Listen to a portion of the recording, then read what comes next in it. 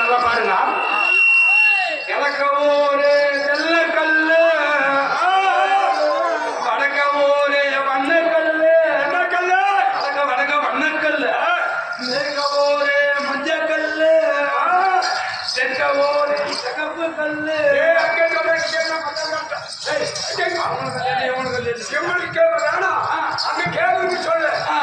தெற்க ஒரு சிகப்பு கல்லு, எனக்கு சொல்லுமாடா நடுவுல பாரு குளிர் கல்லு.